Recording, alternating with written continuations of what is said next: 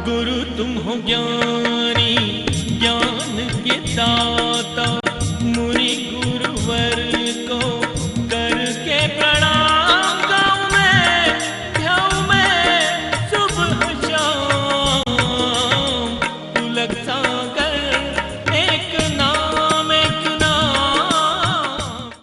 एक आदमी ने पूछा कि राम को वनवास हुआ, सीता साथ में क्यों गई? इनका सीता बड़ी समझदार थी। बोले क्या समझदारी? मैंने कहा ये समझदारी कि सीता ने दिमाग लगाया होगा कि यार 3-3 सास के साथ रहने से तो एक जंगल ही अच्छा है। कौन इन 3-3 के साथ माथा फोड़ी करेगा? जंगल में ही जिंदगी। यहां तो एक से नहीं बन रही है, एक ही कौन बोला 3 के बराबर है? महाराज विचार करना है आपको। सीता के जीवन में क्या सुख मिला? शादी होकर आई, स्वयंवर होकर आया, वनवास हो गया। वनवास हुआ, रावण ले गया। जंगल में भी सुख नहीं मिला, जंगल में रावण उठा के ले गया। लौट कर आई, युद्ध करके राम वापिस लाए, एक धोबिड़े के कहने से फिर जंगल में चली गई। क्या मिला उसे सुख? मेरे भाई बताइए, कोई सुख मिला? जब घर में थोड़ी तकलीफ हो ना, तो किसी को याद करो या नहीं करो, सीता को याद जरूर कर लिया करो कि उसके जैसे दुख संसार में किसी भी स्त्री को प्राप्त नहीं हुए। जब सीता की अग्नि परीक्षा हुई और राम ने कहा कि अब महल में वापस चलो, तो सीता ने इतना ही कहा कि हे प्रभु, अब मैं भगवान जिंदगी के अंतिम क्षण में कहा कि हे प्रभु, अब इस कलयुग में यदि मुझे जन्म देना, मेरे पति तो श्री राम ही हो, मैं उनकी पत्नी बनूं, मगर जैसा जीवन ये दिया है ऐसा जीवन मुझे कभी मिलना नहीं चाहिए। ध्यान रखना, जंगलों में जिसने बच्चे पाले हो, विचार करिए, बड़े किए, राम को सौंप दिए और चली गई सब कुछ छोड़ करके। कैसा आदर्श जीवन है। सुख दुख तो सबके जीवन में आते हैं।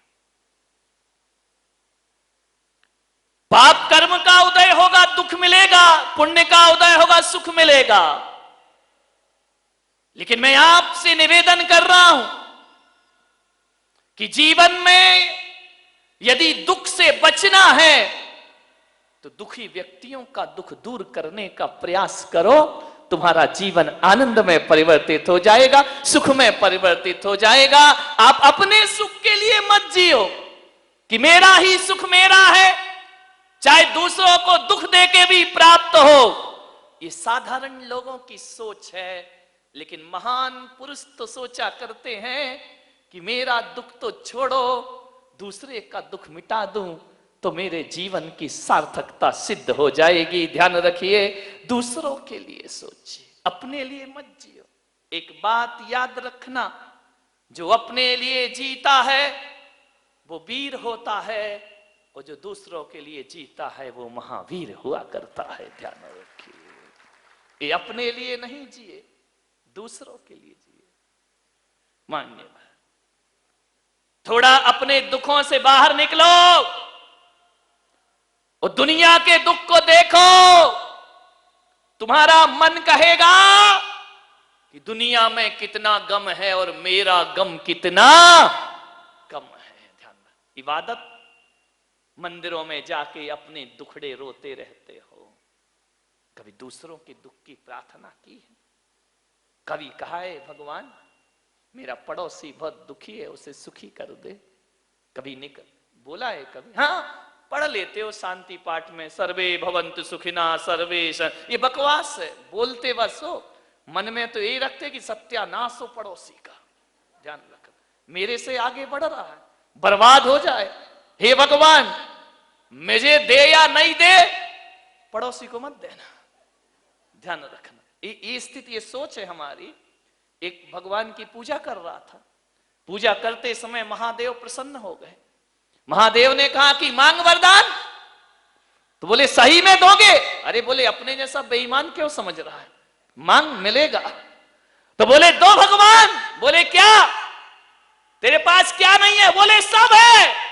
लेकिन दुख इस बात का है कि जो मेरे पास है वही पड़ोसी के पास है।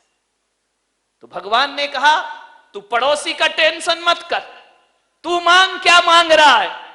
बोले भगवान मैं तो इतना ही मांग रहा हूं कि जो पड़ोसी के पास हो वो मेरे पास डबल होना चाहिए, बस इतना ही सुख चाहिए मुझे। एक बात बताऊं, आदमी अपने दुख से दुखी नहीं है, आदमी पड़ोसियों के सुख से ज्यादा दुखी है। उसके घर में शांति कैसे? और महिलाओं के तो, यहां की महिलाओं की बात नहीं कर रहा हूं। कौन बोला औरंगाबाद वाली आज आई हैं? ध्यान रखना, विचार करिए। महिलाओं का तो यही है, यदि पड़ोस के घर में शांति है तो कानाफूसी करो थोड़ी सी। इस सास बहू प्रेम से कैसे रह रही है? थोड़ा बहुत सभा में चूहिया छोड़ दीजिए। इतनी होशियार होती हैं महिलाएं, यहां वाली नहीं, यहां वाली तो बहुत सीधी है, जलेबी की तरह। इतनी होशियार, इतनी होशियार कि पड़ोस के घर में जाएंगी, बहू बैठी है, अब मालूम है क्या करेगी? पड़ोस के घर जाके उठ के आ रही कि अब मैं चलती हूं, और आते आते बहू के कान में कुछ कह दिया, बस इतना ही कहा कि अब मैं जा रही हूं। सास देख रही, अच्छा कान में कह रही, इसका मतलब मेरे खिलाफ कोई षड्यंत्र चल रहा है। और उसने कुछ नहीं कहा, उसने इतना ही कहा कि मैं जा रही हूं, और वो भी तीली लगाने आई थी, कोई घर को सुखी करने नहीं आई थी। कान में कह के चली गई। अम्मा ने देखा, क्यों, क्या बोल रही थी वो? अम्मा जी कुछ नहीं, बस इतना बोल रही थी मैं। अब इस पे कोई अम्मा विश्वास करेगी कि मैं जा रही हूं? इस पे कोई विश्वास करेगी क्या? अरे जा रही हूं तो जोर से बोल देती, तू भी छुपा रही है। आज श्री महाभारत प्रस्तुत करता। ऐसे घरों में आग मत लगाइए मेरे भाई। क्यों किसी के घर उजाड़ते हो? घर बसाना सीखो मेरे भाई, उजाड़ो मत। एक जगह शादी हुई, एक अम्मा ने पूछा, क्यों तू 10 दिन से मंदिर में नहीं दिखी? बोली क्या करूं बहन, लड़के की शादी थी इसलिए मैं नहीं आ पाई। हो गई तेरी शादी? बोले हो गई। बोले कहां की बहू है? बोले औरंगाबाद की। बोले औरंगाबाद की? बोले हाँ। बोले कितना मिला है? अब तुझे क्या लेना देना कितना मिला है, वो जाने, उसकी बहू जाने, तेरी छाती काहे को जल रही है? क्या मिला दहेज में? अरे भाई दहेज दहेज में छोड़ो, हमने तो महाराज के प्रवचन सुन लिए थे कि दहेज लेना पाप है। एक साड़ी में लड़की लाए हैं, हमने कोई दहेज नहीं लिया है। अरे अम्मा ने माथा फोड़ा मंदिर में। बोली धत तेरे की, तू भी महाराजों की बातों में लग गई। उनके तो ना आगे कोई ना पीछे कोई, तेरी तो गृहस्थी लगी है। 1 घंटे के प्रवचन में हीरा सा बेटा फ्री में बेच दिया। धत तेरे की सत्यानाश, हीरा सा बेटा। अब जब इतना हीरा सा था तो तूने अपनी लड़की क्यों नहीं दी? ऐसे घरों में आग लगाई जाती है, ध्यान रखा। हीरा सा बेटा कौड़ियों के भाव में बेच दिया। मैं होती तो लाखों रुपए लेती दहेज। अब बता, उस बुढ़िया के दिमाग में कचरा डाल दिया इसने। वो इतनी खुश थी बेचारी, और ऐसे मीठे शब्द बोल बोल के कचरा डाल दिया कि हीरा सा बेटा। जब हीरा सा था तो तुझे पहले का कीड़ा सा दिख रहा था वो। ध्यान रखिए, मत उजाड़ो किसी के घर, ध्यान रखिए, घरों को बसाइए, किसी के घरों को बर्बाद मत करिए। प्रेम की दुनिया बसाओ। ये इंसान एक मंदिर के समान हुआ करता है, और ये धरती उस तीर्थ स्थान के समान हुआ करती है जहां हम लोग रहा करते हैं। मान्यवर, एक तीर्थ जैसा वातावरण बनाइए, जीवन स्वर्ग हो जाएगा आपका। किसी के घरों को बर्बाद मत करो। तुम्हें क्या लेना देना दहेज मिले नहीं मिले। आजकल मंदिरों में ये पद्म पुराण नहीं पढ़ती, बुढ़िया पुराण ज्यादा पढ़ती हैं। पुराण तो खुला ही रहता है, रामायण दूसरी चलती रहती है। पता चला इतनी देर मंदिर में क्या, बोली स्वाध्याय कर रही थी। अब तुम्हारे स्वाध्याय में बकवास के सिवा होता क्या है? बोलो निंदा पुराण है और कुछ नहीं है। 2 लाइन पढ़ते हो, घंटा भर बुराइयां करते हो। इसकी बुराई उसकी बुराई, और कोई नहीं मिला। तो बुलक सागर आए, इनकी बुराई कर लो थोड़ी सी, ध्यान रखिए। मुझे समझ ही नहीं आता, ये धर्म ध्यान है, ये स्वाध्याय है। चार बैठ करके रामायण शुरू कर देती हैं अपनी, वो ऐसे, वो वैसे, वो ऐसा। अरे मैंने एक महिला बड़ी बुराई कर रही थी मंदिर में बड़ी जोर जोर से, ये महाराज वैसे, वो महाराज वैसे, उसकी बहू ऐसी, उसका बेटा ऐसा। अरे तो मैंने कहा इधर आ, ये कर क्या रही है? बोले क्या कर रहे हैं? धर्म ध्यान कर रहे हैं। मैंने कहा ये धर्म ध्यान हो रहा है, एक दूसरे की बुराइयां कर रही हो, एक दूसरे महाराजों की बुराइयां निंदा कर, ये धर्म ध्यान है तुम्हारा? बोली महाराज जो आपने सिखाया वही तो कर रहे। मैंने कहा मैंने क्या सिखाया? बोले आपने तो कहा था कि रोज आलोचना पाठ पढ़ा करो। मैंने कहा कमाल है, धन्य है भाई, ये आलोचना पाठ चल रहा मंदिर में। मैंने कहा था अपनी आलोचना करना, तू मेरी आलोचना करने लगी। जय हो, विचार कर, ये बुढ़िया पुराण, इससे कोई कल्याण होने वाला नहीं है। ये ग्रंथ आचार्यों ने लिखे थे अपने कल्याण के लिए, तुम लग गई जगत के कल्याण के लिए। वाह रे आदमी, पंडित खाए काकड़ी, गुरु दूसरों को दे आकड़ी। मेरे भाई ये स्थिति बन गई हमारे स्वाध्यायों की, हमारे मंदिरों की। मैंने एक महिला से पूछा कि मंदिरों में इतनी बुराइयां क्यों करती हो? बोले इससे अच्छा स्थान मिलेगा कौन सा है? लोग धार्मिक भी समझते हैं और अपना काम भी हो जाता है। ध्यान रखिए मान्यवर, मंदिरों को अपवित्र मत करिए, विचार करना है।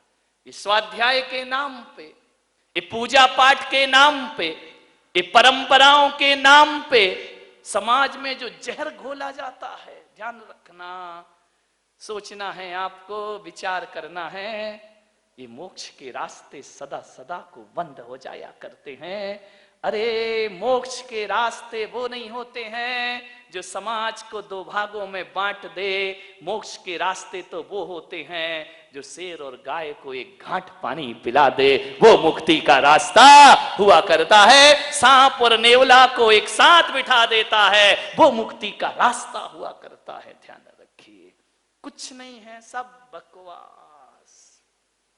जिसे धर्म समझ रहे, धर्म धर्म सब कोई कहे, धर्म न जाने कोई। ध्यान रखिए, एक बार क्या हुआ, महादेव शिव पार्वती के साथ, अभी कहानी सच्ची है झूठी इस लफड़े में मत पड़ना और ना किसी पुराण में ढूंढना। हर कहानी पुराणों में नहीं होती, कुछ पुराणों में भी हुआ करती है, ध्यान रखिए। और पुराणों की कहानी नहीं, मैं तो प्राणों की कहानी ज्यादा बताता हूं। ध्यान रखना, पुराणों की कहानी तो इधर से सुनते हो, इधर से निकाल देते हो, लेकिन जब मैं प्राण की कहानी बोलता हूं तो तुम्हारे प्राण तक पहुंच जाया करती है। ध्यान रखिए, ये कहानी प्राणों की है। महादेव चले जा रहे हैं, पार्वती साथ है, और जब जैसे ही निकले काशी बनारस के ऊपर से, तो कोई कह रहा हर हर महादेव, कोई कह रहा जय शिव शंकर, हे महादेव। कोई हाथ ऊपर किए ध्यान कर रहा है, कोई एक पैर से खड़ा होकर के ध्यान कर रहा है, कोई गंगा में जल समाधि लिए शिव का ध्यान कर रहा है, कोई शिव नाम की माला फेर रहा है, कोई ओम नमः शिवाय में लगा हुआ है। पार्वती ने पूछा महादेव से कि स्वामी, ये इतने लोग हिंदुस्तान के आपकी आराधना कर रहे हैं, क्या आप सबको बैकुंठ पहुंचा देंगे? इतने लोगों का कल्याण करेंगे? महादेव ने कहा कौन कर रहा है मेरा ध्यान? बोले ये देखो जमघट लगा हुआ है, ये कुंभ का मेला लगा हुआ है, ये सब आपका ही तो ध्यान कर रहे। महादेव आपसे निवेदन है, इन भक्तों का कल्याण करो, इन भक्तों का उद्धार करो। महादेव ने कहा कि पार्वती तुम समझ नहीं पा रही हो, ये भीड़ है, एक भी भक्त नहीं है मेरा। अरे बोले नमः शिवाय चिल्ला रहे हैं। अरे बोले सब ऐसा ही है, इन पे ध्यान मत दो। अरे बोले महादेव आप इतने कठोर क्यों बन रहे हैं? आप तो भोलेनाथ हैं, आपका नाम ले का बेड़ा पार करो, उसका उद्धार करो। महादेव ने कहा तुम नहीं समझोगी। पार्वती ने कहा देखो मेरा हृदय करुणा से भर रहा है, इन जीवों को बैकुंठ पहुंचाओ महादेव, इनका कल्याण। महादेव ने कहा तू ठहर, ये नारी की जिद से तो देवता भी परेशान करें क्या? यदि जिद पे आ गई तो हो गया काम। नारी हट बहुत ही बुरी हट होती है, ध्यान रखना। अभी नारी की तो हट थी कि सोने का मृग ले आओ, अब राम जी को भी लेके जाना पड़ा, जानते तो वो भी थे कि सोने का होता ही नहीं है, ध्यान रखिए, विचार करिए। महादेव ने कहा मैं तेरी जिज्ञासा शांत करूंगा, नहीं तो तू कैलाश में मुझे चैन से नहीं बैठने देगी, ध्यान रखना। बोले ठहर, मैं करता हूं व्यवस्था। ये जो तू कह रही है कि इनका बेड़ा पार, देख मेरा सच्चा भक्त कौन है। बोले ये सारे भक्त हैं, कोई जल चढ़ा रहा, कोई अर्घ चढ़ा रहा है, कोई आपके नाम की धुनी रमा रहा है। बोले सब ढोंगी, कुछ नहीं है इनमें। बोले ये बरसों से हाथ ऊपर किए, अरे बोले सब बेकार। बोले नहीं महादेव, एकदम से इनकी तपस्या को मत ठुकराओ। महादेव ने कहा ठहरो, तू यहीं खड़ी रह, मैं बताता हूं कौन कौन बैकुंठ जाएगा। महादेव ने एक कोढ़ी का रूप बनाया, कुष्ठ गलित, दुर्गंध आ रही है शरीर से, और गंगा किनारे काशी में एक सीढ़ी पर जाकर बैठ गए कोढ़ी बन करके। बड़े बड़े पंडित आए, बड़े बड़े साधु संत आए। उसने कहा हे भाई मुझे गंगा स्नान करा दो, मेरा गंगा में नमन करा दो, मेरा कुष्ठ दूर हो जाएगा, मेरे पाप दूर हो जाएंगे। जो निकला छी छी दूर, कौन छुएगा तुझे, तुझे तो कुष्ठ रोग हुआ, तेरी देह गल रही है। सब मुंह बना करके निकल गए, नमः शिवाय नमः शिवाय। कोई डमरू बजा रहा, कोई ढपली बजा रहा। महादेव ने गौरा से कहा कि देख रही हो ये मेरे भक्त एक भी मुझे गंगा में स्नान नहीं करा रहा है। जिससे कहा वही मुंह फेर के चला गया। पंडित चले गए, महंत चले गए, किसी ने हाथ नहीं लगाया कि महादेव को कोई इस बूढ़े को गंगा में स्नान करा दे। जब पूरा दिन बीत गया, एक गरीब निकला। उस गरीब के उस कुश्ती ने, उस कोढ़ी ने पैर पकड़ लिए, मुझे गंगा स्नान कराओ। बोले अरे तुम मेरे पैर क्यों पकड़ते हो, तुम्हें गंगा स्नान मैं कराऊंगा। उसने उठाया, जिसकी मवाद गिर रही हो कोढ़ से, उसने प्रसारण पुण्यार्जक परिवार जिन शरणम तीर्थ धाम के परम संरक्षक संघपति श्री प्रदीप मामा, प्रतिभा मामी भोपाल।